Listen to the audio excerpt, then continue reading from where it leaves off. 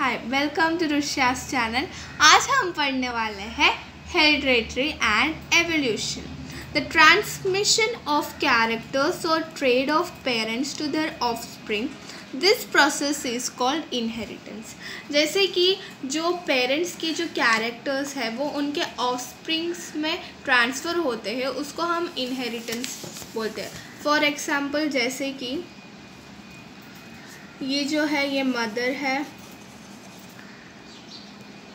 और ये जो है ये फादर है, ठीक है। तो ये है फादर। तो अब इनके जो ऑफस्प्रिंग है ये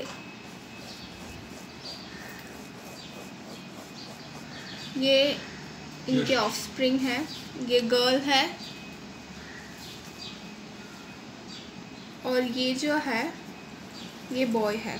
तो इसके अंदर आप देख सकते हो कि इनके जो ऑफस्प्रिंग है इसके अंदर गर्ल को फादर का ट्रेड आया, कैरेक्टर्स ट्रेड आया है, बॉय को मम्मी का हेयर जैसे ट्रेड आया है। तो इसको जब कैरेक्टर्स जो पेरेंट्स के कैरेक्टर्स जब ऑफस्प्रिंग में ट्रांसफ़र होते हैं उसको हम इनहेरिटेंस बोलते हैं। और ये जो ट्रेड्स है वो दो टाइप के ट्रेड्स होते हैं, एक है इनहेरिटेड और एक है एक्वायर्ड। तो 5 पॉइंट्स है, ये 5 पॉइंट आपको लिखना है। Traits that are transferred from parents to offspring, जैसे कि मैंने अभी बताया। एक्वायर्ड ट्रेड्स में क्या होता है, traits that are develop throughout the life of an individual.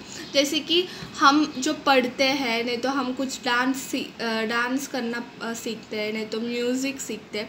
तो ये जो ट्रेड्स है ये पूरे थ्रू आउट द लाइफ हमने डेवलप किया है, एक इंडिविजुअल ने डेवलप किया है। ये ऐसा नहीं कि पेरेंट्स का जो कुछ पेरेंट्स ने म्यूज़िक पढ़ा तो बच्चों को भी और उनके ऑफस्प्रिंग्स को भी म्यूज़िक आएगा, ऐसा नहीं है।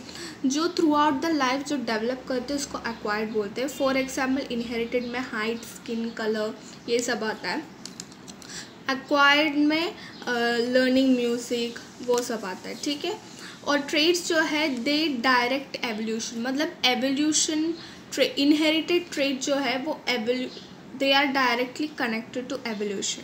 लेकिन एक्वायर्ड ट्रेड जो है वो they do not directly connected to evolution.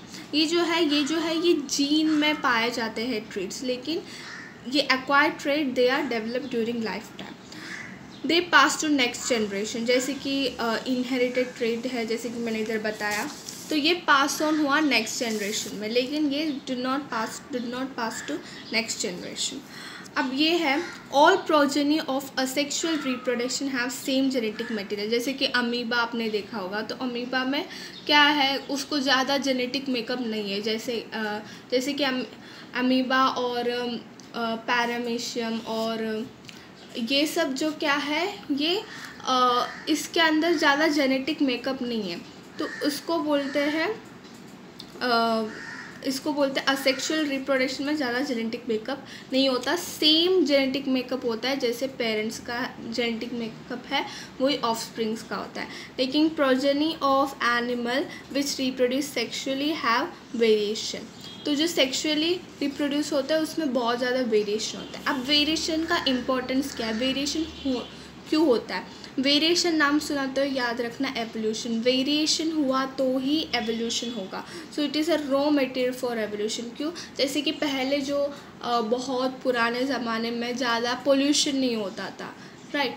तो पोल्यूशन नहीं होता था तो उनका जो लंग्स जो है वो अलग था अभी के लंग्स से। मतलब वो एवोल्यूशन के साथ हम लोग को अभी ज़्यादा पोल्यूशंस होते हैं, तो वैसे ही हम एवोल्यूशन के साथ हमारा जो लंग्स है वो ज़्यादा मतलब ज़्यादा पोल्यूशन को सह सकता है, वैसा है। और फॉर एग्ज़ाम्पल जैसे कि कोरोना है, तो कोरोना जो है वो अभी उसका किसी को हो जाता है कोरोना, तो अगर उनको वापस जब कोरोना होगा तो वो उतना ज़्यादा इफ़ेक्ट नहीं करेगा मोस्ट ऑफ द केसेस में, क्योंकि वो जो उनका बॉडी है वो डेवलप हो गया है उसके अंदर। तो उसको एवोल्यूशन बोलते हैं। Helps in adaptation to environmental change और प्रोवाइड्स इंडिविजुअलिटी टू ऑर्गेनिज्म, जैसे कि आप जो है वो डिफरेंट है किसी और से, तो ये इंडिविजुअलिटी देता है to an organism. Formation of new characters form होते हैं इससे, कोई अलग दिखता है, कोई उससे बहुत अलग दिखता है, तो सब न्यू कैरेक्टर्स फॉर्म हो रहे हैं। तो ये था, नेक्स्ट हम बाद में पढ़ेंगे। Thank you.